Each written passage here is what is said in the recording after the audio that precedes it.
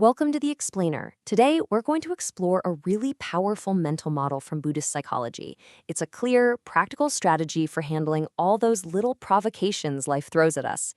Everything from a traffic jam to a harsh word. So, has this ever happened to you?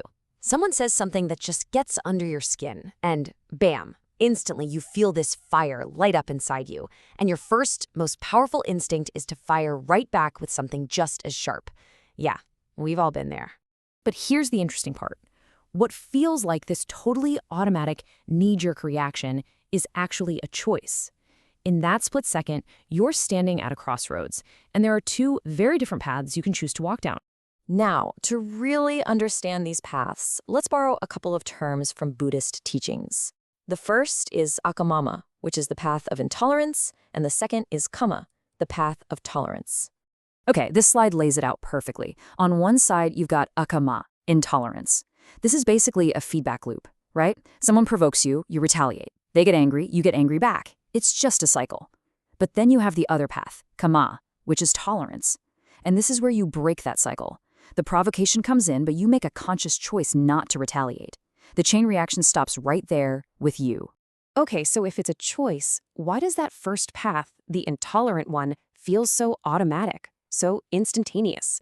Why does it feel like we don't even get a chance to think? Well, the answer lies in this rapid-fire process that's happening inside our own minds. And that process is what we can call the mind's chain reaction.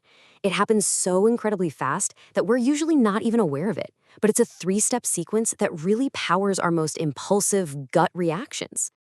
So here's how it works. Step one is phassa, or contact. The insult literally makes contact with your ear. Step two is vedana, or feeling. Instantly, an unpleasant, negative feeling pops up in response to that sound.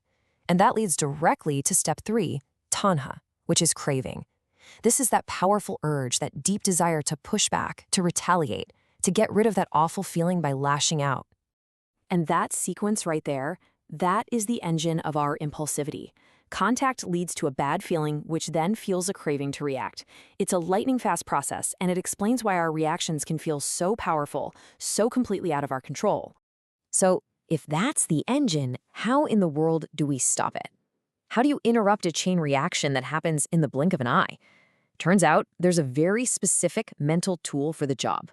And that tool is called sati. Now, we often translate this as mindfulness, but I think it's best understood through this really powerful analogy, thinking of sati as the wise gatekeeper of your mind. So what is sati really?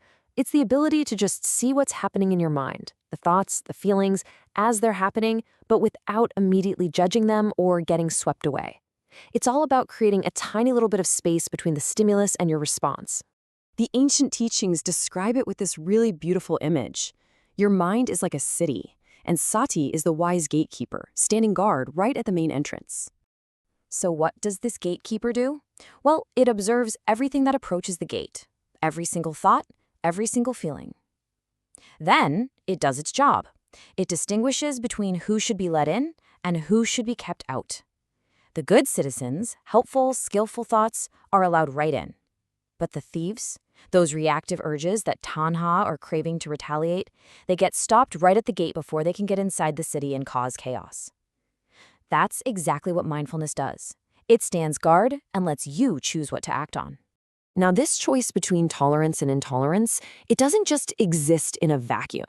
It's actually the very beginning of a larger framework in these teachings known as the Four Practices, which kind of lays out a whole path of mental development. So as you see here, the two paths we've been focused on, intolerance and tolerance, they're just the first two steps. The path then moves on to restraint and eventually to cessation, showing this full progression. But for us today, the main takeaway is that it all starts with that foundational choice at the gate. Do you react or do you tolerate?